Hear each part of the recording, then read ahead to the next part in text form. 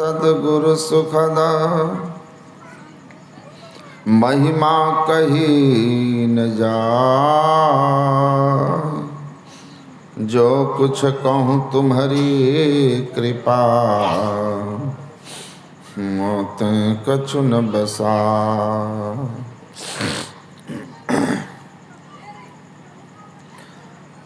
मंचासीन पूज्य बाबागण, साधु समाज, सत्संग प्रेमी महानुभावों, माताओं एवं बहनों,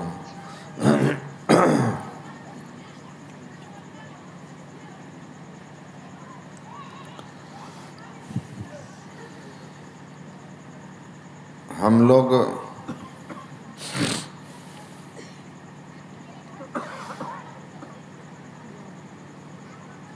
इस दुनिया में पहली बार नहीं आए हैं और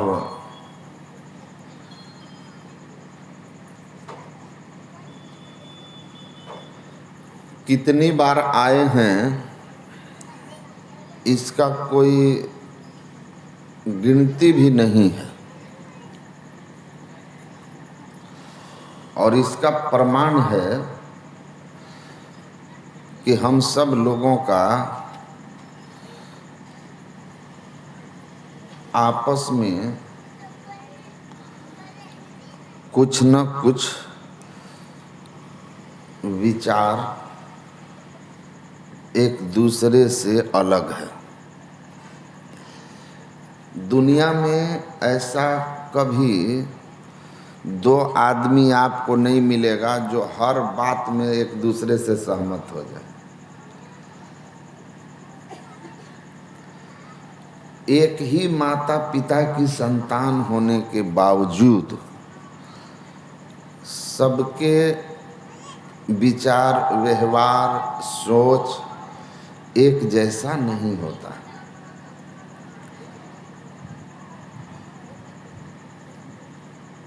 और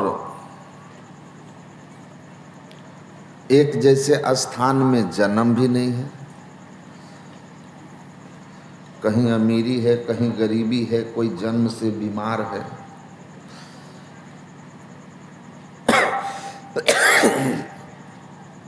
कोई जन्म लेके दाने दाने के लिए मुहताज है, कोई सोने का चम्मच लेके जन्म लिया है।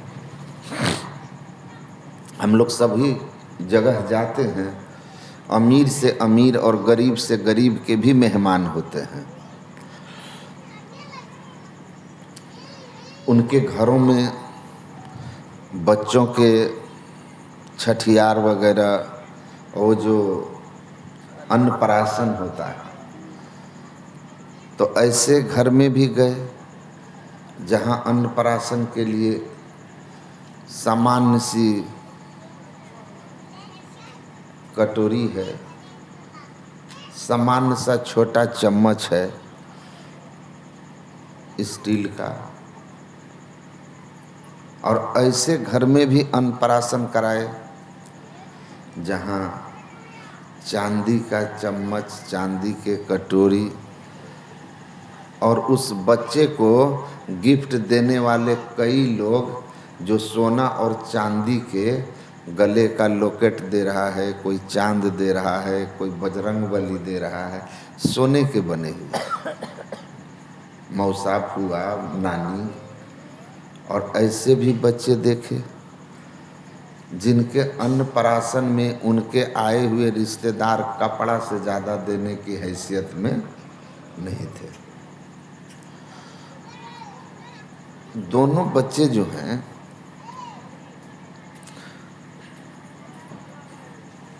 पीछे कुछ किए हैं तब ना इस तरह की स्थिति में हैं।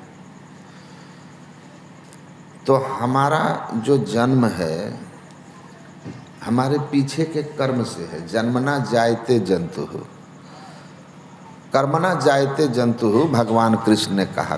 कर्म से अच्छे बुरे स्थान में जन्म होता है, अमीर गरीब घर में जन्म होता है, इसको कोई झुठला नहीं सकता। अब फिर व्यवहार विचार भी अंतर है। इसका मतलब है कि पीछे हम जहाँ थे वहाँ हमारा विचार किन किन बातों पर निर्भर करता है। हमारा डीएनए, माता पिता के जो संस्कार होते हैं ना, वह संस्कार हम में स्वाभाविक रूप से आता है, उनका प्रभाव हम पर पड़ता है। दूसरा, हमारे पूर्व जन्म के जो पीछे के जो हमारे संस्कार रहे हैं, पिछले जन्म के संस्कार, माता पिता का संस्कार, और ये दोनों हमारे बस में नहीं होता है। न हम अपने माता पिता अपनी इच्छा से चुनते हैं, न पीछे के संस्कार को हम कुछ इस जन्म में कर सकते हैं। तो ये दो चीज़ें तो हमारे पास प्राप्त होता है जिसमें हमारा बस नहीं चलता है। लेकिन हमारा जो व्यक्तित्व बनता है, हम जो बनते हैं अच्छे बुरे, इन दो बातों के अतिरिक्त एक तीसरी बात पर निर्भर करता है, वह है हमारा संग। संग। अब हमारे माता पिता अच्छे नहीं रहे हों, आपराधिक पृष्ठभूमि के हों, मांस मछली अंडा नशा के सेवन करने वाले हों, तो उसका असर हम पर पड़ेगा। पीछे हमारे कर्म अच्छे नहीं रहे तो उस कर्म का भी संस्कार हमारे पर है।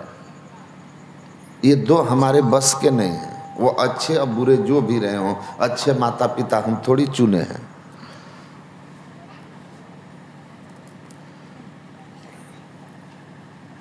तो ये दो चीज़ें हम जिससे बनते हैं अच्छा बुरा, वो हमारे हाथ में नहीं है। तीसरी चीज़ है संग, वो हमारे हाथ में है। हम जैसे का संग करेंगे ना, हम वैसा होंगे। कदली सीप भुजंग मुख स्वाति एक गुण तीन, जैसी संगति कीजिए तैसी ही गुण दीन। प्रसंग मजरम पाशम आत्मनः कवियो विदुः, स एव साधु सुकृते मोक्ष द्वारा मपावृतम। आपका संग किनके साथ है, यह बहुत महत्वपूर्ण है। संगत से गुण होता है, संगत से गुण जाए। अच्छे के संग करके आप अपने पूर्व जन्म के संस्कार, अपने माता पिता परिवार के संस्कार, इन दोनों से पार पा सकते हैं। तो संग जो है ना, बहुत महत्वपूर्ण है। अच्छा और बुरा, हाँ, जिनके पूर्व के संस्कार अच्छे हैं, जिनका माता पिता के डीएनए जो आया है और जो परिजन रहे हैं, उनके भी अच्छे संस्कार रहे हों और अच्छा संग भी मिल गया, ये तीनों चीज़ें एक साथ जिसके जीवन में सही हो गई, पॉजिटिव हो गया, तो वह जल्दी ही अपने आप में परिवर्तन भी कर लेता है और किसी भी क्षेत्र में उसकी प्रगति हो जाती है। साधना के क्षेत्र में तीनों सात्विक है। पूर्व का संस्कार, माता पिता का परवरिश, उनके संस्कार और फिर हमारे संग, तो स्वाभाविक है ऐसे लोग गुरु युक्ति लेकर साधना करेंगे तो आगे तुरंत बढ़ जाएंगे। खेत अच्छी हो, अब बीज अच्छा हो, सिंचाई की सही व्यवस्था की गई हो, तो फसल को लहलहाना ही है ना। लेकिन खेत बंजर हो तो उसको जोत उत करके तैयार करने में समय लगेगा। बीज संस्कारित नहीं है तो उसमें भी संभावना कम है। उसकी देख रेख, सिंचाई, खाद आदि सही ढंग से नहीं पड़ा तो कम है ना हर तरह से कि फसल अच्छी होगी। तो हमारा पूर्व का संस्कार भी अच्छा है, हमारे जो माता पिता मिले हैं, परिवार मिला, वो भी अच्छा है, और जो हमारे संग हुआ जिन लोगों से, वे भी अच्छे हैं। तो फिर बस सद्गुरु की सदयुक्ति चाहिए, उसके बाद आप अपने आप ऊपर उठ जाओगे। अगर उधर नहीं है तो टाइम लगेगा, लेकिन आप अच्छे हो जाओगे। थोड़ा किसी का ज़्यादा समय लगेगा, किसी का कम समय लगेगा। तो एक ही चीज़ है जो हमारे बस में है, वो हम अपना साथी किसको बनाएं, हम किनके साथ बैठे। बैठो चोर के साथ, ज़्यादा दिन नहीं लगेगा, चोरी सीख जाओगे। एक आदमी हमसे कह रहे थे कि बाबा दुनिया ऐसी है, शराब खाने में बैठ करके दूध भी पीजिएगा तो लोग शराबी कहेगा। हम बोले कि एक बात बताओ, इतनी बड़ी धरती में दूध पीने के लिए शराब खाने काहे जाओगे? सवाल ये है हमारा, दूध पीने के लिए शराब खाने क्यों जाएंगे हम? ये मूर्खता है कि नहीं है कि हम दूध पिए शराब खाने में जाकर? गजब हाल है भाई।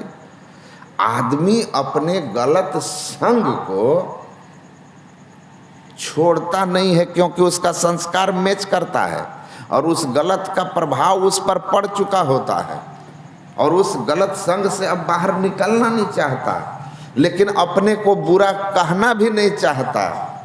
तो कहेगा शराब खाने में दूध पीते हैं। तुमको धरती पर दूध पीने का जगह नहीं मिल रहा है। तो शराब की गंध तुम सहन कर रहे हो तो शराब पियोगे भी, है ना? हमको बैठा देगा शराब खाना में, हम बैठ पाएंगे?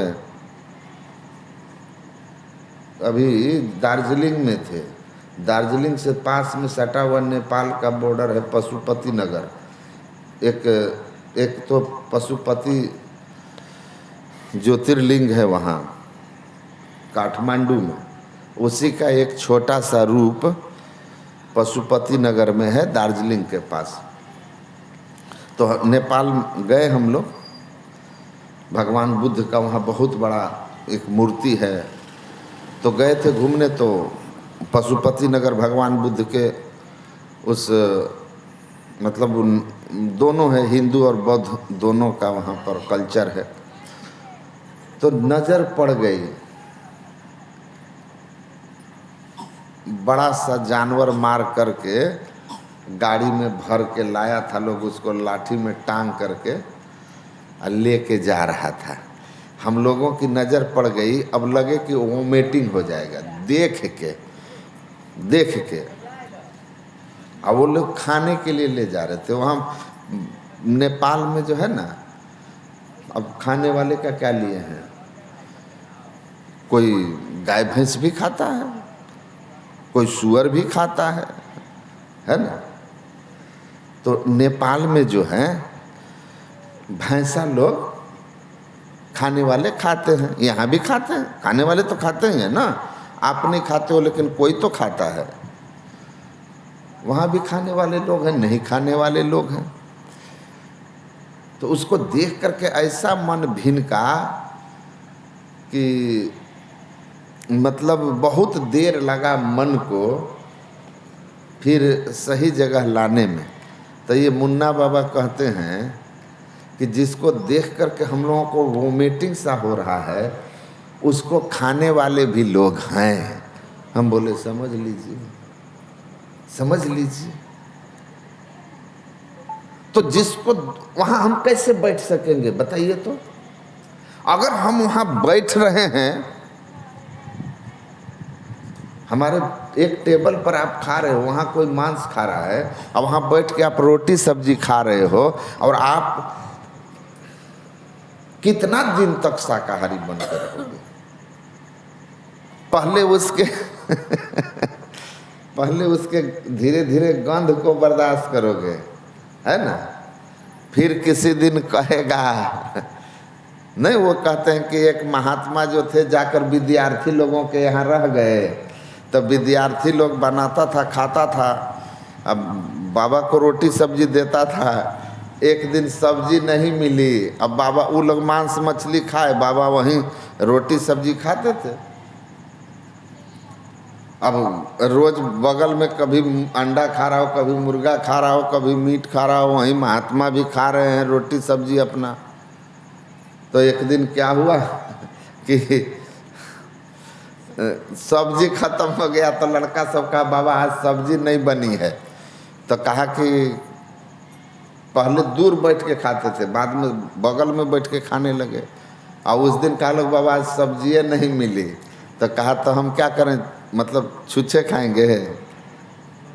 तो लड़का लोग कहे बाबा अरे मांस में ना दिक्कत है, झोर तो मसाला से न बना है,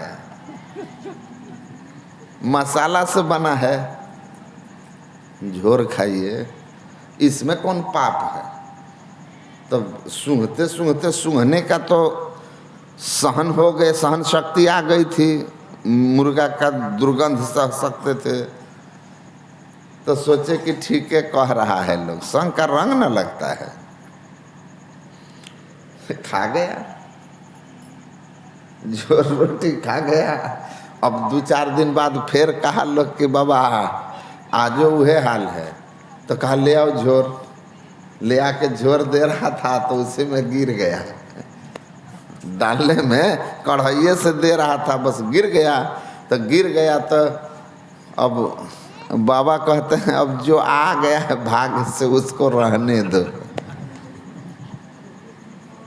रहने दो। तो बाबा जो हैं वहाँ से अब समझ गए कि अब कौन लेवल पर चले गए। अब वही बाबा जो हैं आगे चल के अब क्या करते हो, पहले मांस मछली नहीं खाते थे, गांजा भांग नहीं खाते थे, लफुआ सबका संग पकड़ के बैठे रहे, फ्री में खिला रहा था लोग। धीरे धीरे संस्कार गिरते गिरते क्या हो गया, मुर्गा खाने लगे ना, मांस उंस खाने लगे। अब खाने लगे तो फेरा हो गया, बेचारे को लोग जानेंगे तो क्या कहेंगे, लेकिन इज्जत भी रखना था। आज जिहुआ के स्वाद में भी फंस गए थे, छोड़ भी नहीं पा रहे थे। तो उन्होंने एक नया मत चला दिया, वो बाबा एक नया मत चला दिए आ कहे कि क्या हो गया हो, बेंग। आए बाबू बेंग से डरा गए आप लोग, बेंग बताइए। चलिए ठीक है कोई बात नहीं है। तो वो जो है बाबा क्या करते, तब एक नया सिस्टम निकाले कि हम अकेले नरक में कहीं जाएंगे। तो कहे कि मांस खाओ, मछली खाओ, सब खाओ, खाली भगवान का नाम ले लो, नमः शिवाय कर लो। चल गया एक नया, होता है ना। तो उनका भी चेला हो गया लोग, उनका भी चेला हो गया। तो संग दोष से उनका संस्कार गिर गया। लेकिन जब उनका गिर गया तो जो आदमी गिर जाता है ना, समझे, वो सोचता है हम अकेले काहे गिरेंगे, अकेले काहे गिरेंगे। मतलब सच्ची घटना बता रहे हैं, व्यवहार की बात। एक आदमी का बेटा, एक आदमी का बेटा, ऊंचे जाति के लोग, उसका बेटा सामाजिक व्यवस्था में, आप ऐसा समझिए सवर्ण परिवार, और विवाह कर लिया अत्यंत पिछड़ा समाज से, बेटा अत्यंत पिछड़ा समाज की लड़की से। अब जो बेटा शादी कर लिया ना, बड़ी समस्या खड़ी हो गई। अब इसका जो गोतिया में 2-4 लोग थे, बोलने लगा लोग अब तो बहुत सुधार है। बड़ी कड़ा एकदम, पूरा विरोध। कहा कि हम इससे संपर्क नहीं रखेंगे। जात का नाक कटवा दिया, खानदान का नाक कटवा दिया, इतना ऊंची जाति और शादी कर लिया छोटी जाति में, पूरा विरोध किया। 2 साल के बाद उसकी एक भतीजी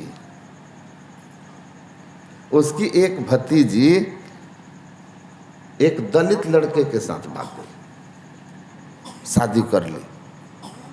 और जब जांच हुआ,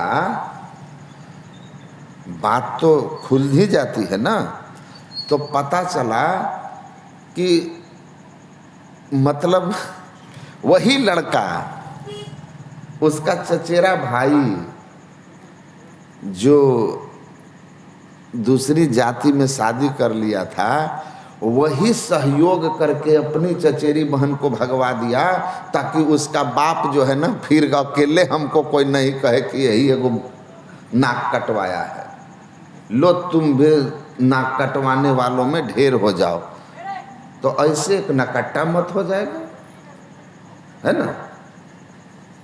तो मैं कह क्यों रहा हूं, इसको समझिए।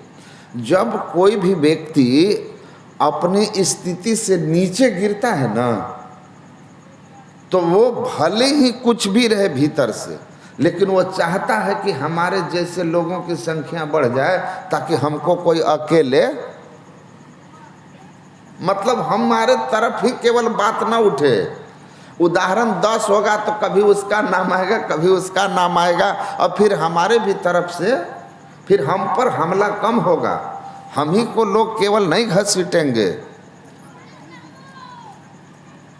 तो जब कोई भी व्यक्ति जब पतनकारी जब होता है ना, तो चाहता है कि हमारे जैसे नीच लोगों की संख्या बढ़ जाए। जो शराबी हैं, मवाली हैं, चोर हैं, वो अपना भी ग्रुप बढ़ाना चाहता है, अपना भी संख्या बढ़ाना चाहता है, उनके भी दल बल चाहता है कि हमारे साथ बहुत लोग हों। वैसे सज्जन लोग भी हैं ना, वो चाहते हैं कि सज्जनों की संख्या बढ़े, अच्छे लोगों की संख्या बढ़े, तो धरती अच्छी हो जाएगी। अब मान ले कि हम ही एक आदमी इस धरती पर रहें जो कि भगवान का भजन करने वाला हो, जिसका खान पान शुद्ध हो, बाकी सब उसी तरह का लोग हो, तो अच्छा लगेगा। संग तो सबको चाहिए ना, मनुष्य एक सामाजिक प्राणी है, तो सामाजिक प्राणी है तो अपने जैसा समाज खोजेगा। इसीलिए मैं कहा, याद रखना, कभी भी किसी गलत आदमी के संग में मत पड़ना। वो तुमको गलत कर लेगा, गलत कर ले बनाने की पूरी कोशिश करेगा, बड़ी टेक्निक से गलत बनाएगा। अच्छे आदमी का संग कीजिएगा, वो आपको अच्छा बनाने का प्रयत्न करेगा, और उसके संग में रहने मात्र से उसके गुण के प्रभाव में आप आ जाइएगा, आप अच्छा बन जाइएगा। बड़ी महिमा है इस संग का। इसीलिए महापुरुषों ने कहा कि केवल संग चुनने का आपको अधिकार है, और ये चुनने के अधिकार में आपने सही चुनाव कर लिया ना, तो फिर तो बस महाराज कपिल ने कहा, जो गलत लोगों का संग करते हैं ना, उनको नरक नीच योनि मिलती है, क्योंकि पाप के संग से पाप बढ़ेगा।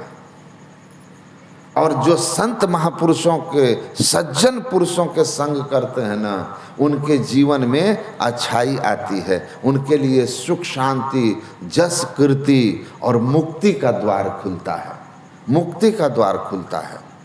तो संग बहुत बड़ी चीज़ है। अच्छे का संग करो, जो आपको अच्छी बातें कहे। कटिहार जिला में एक जगह है बाजार में, बरमसिया, वहाँ एक आदमी के यहाँ हम ठहरे थे, और एक आदमी माइक में प्रवचन कर रहा है। कौन कहता है मांस मछली नहीं खाना चाहिए? कोई और मत का था,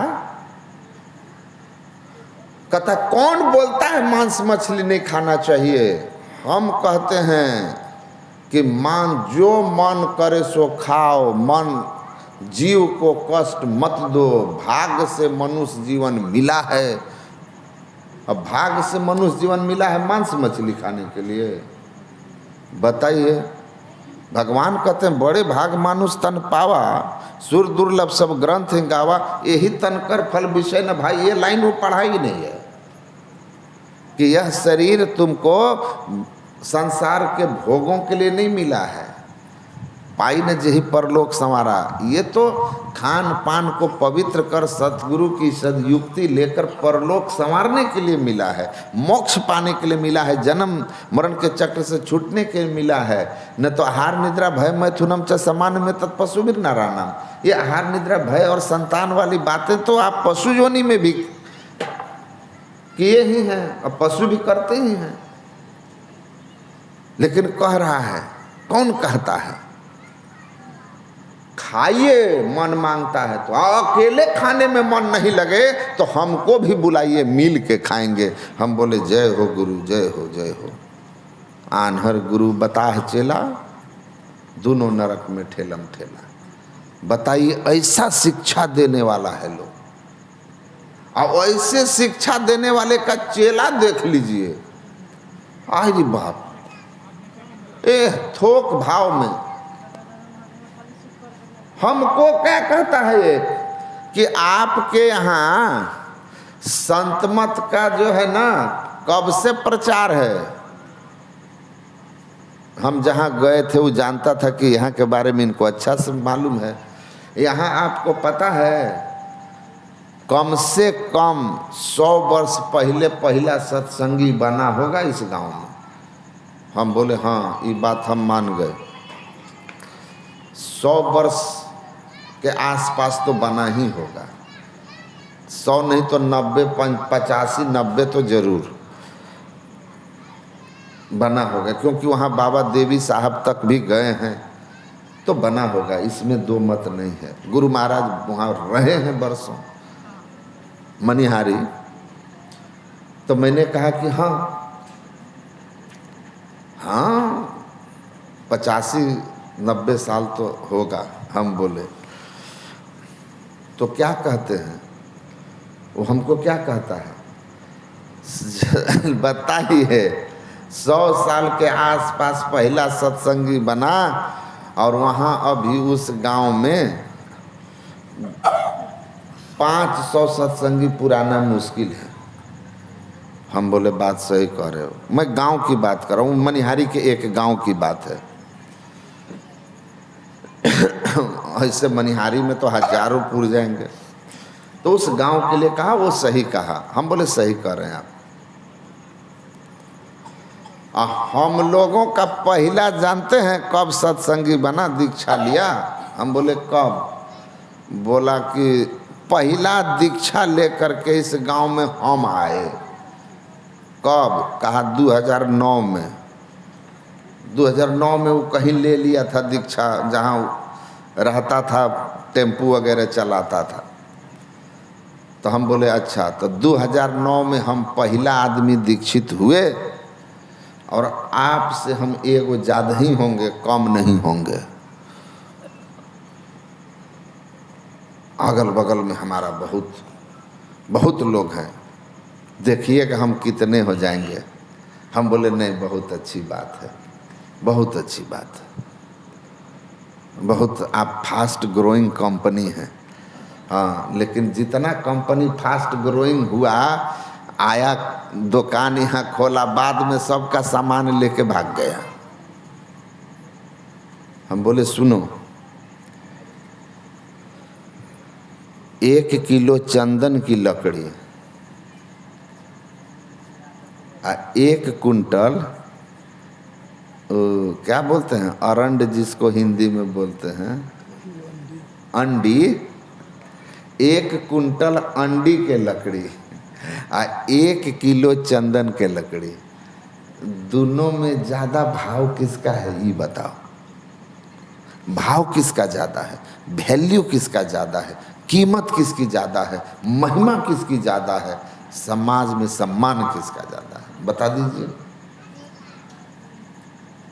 धर्म जो है ना, बहुमत से राजनीति चलती है। अभी चुनाव चल रहा है ना, जिसके तरफ एक वोट ज़्यादा हो गया जीत जाएगा, उसको धार्मिक लोग वोट दिए हैं कि पापी लोग वोट दिए हैं, अनपढ़ वोट दिए हैं कि पढ़े लिखे वोट दिए हैं, उससे कोई मतलब नहीं है।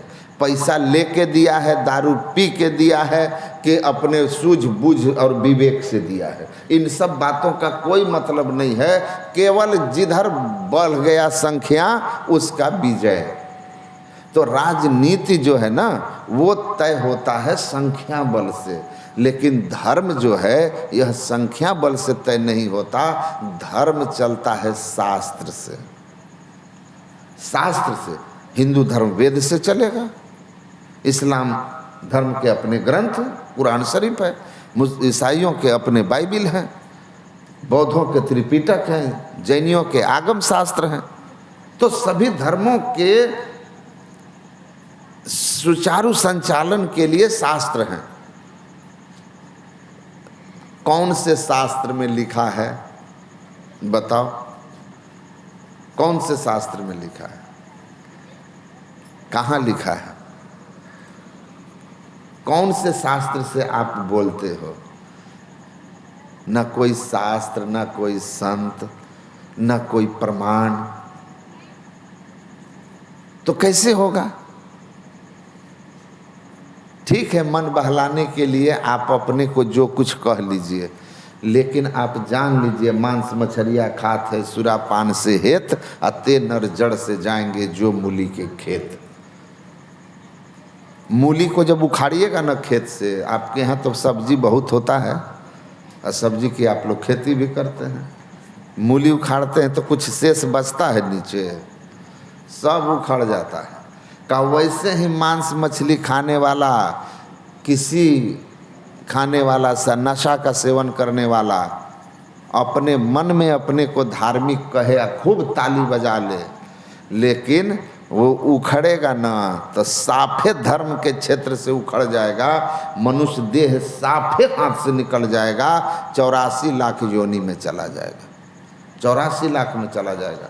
भगवान शिव माता पार्वती को कहे, जिनके नाम पर आज बड़ा झंझट खड़ा किए हुए हैं लोग। माता पार्वती पूछती है कि मांस मछली अंडा खाने वाले मनुष्य के बारे में आपका क्या ख्याल है? महाभारत के 6म खंड में पढ़ लीजिएगा। माता पार्वती के पूछे जाने पर कहा, जो मनुष्य शरीर पाकर मांस मछली अंडा नशा का सेवन करता है, हे पार्वती, आत्मार्थे पर प्राणान हिंसाद स्वादु फलेप से या गृध व्याघ श्रृंगालय राक्षस समस्तु, उसको मैं मनुष्य ही नहीं मानता। वो क्या है? कहा कि बाघ है, बाघ है, सियार है, गिद्ध है, राक्षस है, समस्तु सा, इससे भी नीच कोई संज्ञा है तो वो सब है, लेकिन मनुष्य देह में होकर मनुष्य नहीं है। जब भगवान आपको मनुष्य ही नहीं की श्रेणी में ही नहीं मान रहे हैं ऐसे खान पान वाले को, तो उसको भक्त क्या मानेंगे? भस्मासुर भी भक्त बना था, अपने कपार पर मर गए माथ हाथ नुज छुअत, अपने ही माथा पर हाथ रख के भस्म हो गया था। तो इसको ठीक ठीक समझिए। अगर भक्त बनना है तो अच्छा भक्त बनिए, सच्चा भक्त बनिए। भगवान के नाम पर और भक्ति के नाम पर आप अपने भी भ्रमित होकर नरक जाइए और दूसरे को भी नरक में मित्र बनाइए। देखते हैं, जिसको खुद न खान पान ठीक है, न मंत्र सिद्ध हुआ है, न उसको जप ध्यान है, सब चोरी बेईमानी शैतानी, सब राग द्वेष काम क्रोध भीतर भरा हुआ है, अभी दीक्षा लिया है, तुरंत गुरु बन के दूसरे को चेला बनाने लगता है। ये क्या है? ये क्या है? साधु महात्मा लोग चेला से कुछ मांगने नहीं आते। उनका काम है कि धर्म का सही स्वरूप आपके सामने आए, ताकि आपका दुर्लभ मनुष्य जीवन व्यर्थ न जाए, व्यर्थ न जाए। आप भटके हुए हैं, जो भटका हुआ है वो अपनी संख्या बढ़ा रहा है, जो पतन में चला गया है अकेले हम क्यों पतित हों, पतितों की संख्या बढ़ जाए। बस जैसे वो नीति मैंने कहा, उस कहानी को, वैसे ही है ये। नहीं जानते हैं बेचारे धर्म क्या है, कोई उनको पढ़ा दिया। अब आप तो निर्दोष आदमी हो, सीधा साधा आदमी हो, गांव के रहने वाले, घर परिवार में रहने वाले, अपना कमाने खाने वाले हो, लेकिन वो आप नहीं समझ पाए और आप फंस गए उस चक्कर में। तो अगर आप अपना समय लगाते हैं पूजा पाठ में, ध्यान में, तो आप ठीक ठीक पवित्र होकर के करिए। खान पान की पवित्रता सबसे पहली चीज़ है, खान पान को प्रथम संभालो और तब रस रस अवगुण मारो। जिनके खान पान पवित्र नहीं है, सवाल ही नहीं है कि धर्म में उसकी कहीं कोई गिनती होने वाली है, भगवान के नज़र में उसकी कोई अहमियत होने वाली है, अहमियत होने वाली है। अब कोई कहेगा क्या कि गिद्ध जो था जटायु, भगवान उसको चतुर्भुजी रूप देकर नहीं वैकुंठ भेज दिए, तो भगवान उसको गिद्ध योनि में दिए थे। शेर को जाएंगे हम कहने के लिए कि मांसाहार मत करो, भाई भगवान ने शेर को मांसाहारी बनाया है। गाय को हम कहने जाएंगे कि घास मत खाओ, उसको भगवान ने बनाया शाकाहारी है। जीव जीवस भोजनम, लेकिन उसका वर्गीकरण है ना। हम अनाज खाते हैं, उसमें जीव नहीं है, लेकिन वार्य हिंसा, अनिवार्य हिंसा, उसके भेद को समझिए। गेहूं में जीवन नहीं है तो पौधा कैसे आ जाता है? तो भगवान की व्यवस्था है। आपको मनुष्य बनाए हैं, मनुष्य के खान पान अलग हैं, शेर बाघ की अलग है, गाय भैंस के लिए अलग है। परमात्मा की सृष्टि में शाकाहारी मांसाहारी अलग अलग बने हुए हैं। आप अगर मनुष्य हो तो परमात्मा की व्यवस्था में शाकाहारी हो। आपके लक्षण मांसाहारियों से नहीं मिलते। मांसाहारी जीभ से पानी चाटते हैं, गाय भैंस नहीं चाटते, मनुष्य नहीं चाट के पीता है।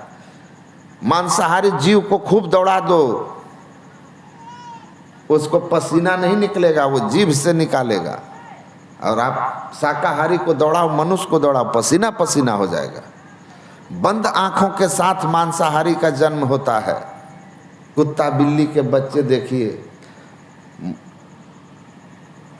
मैं सियार के बच्चे को देखा हूं, बंद आंख लेकर जन्म लिया था।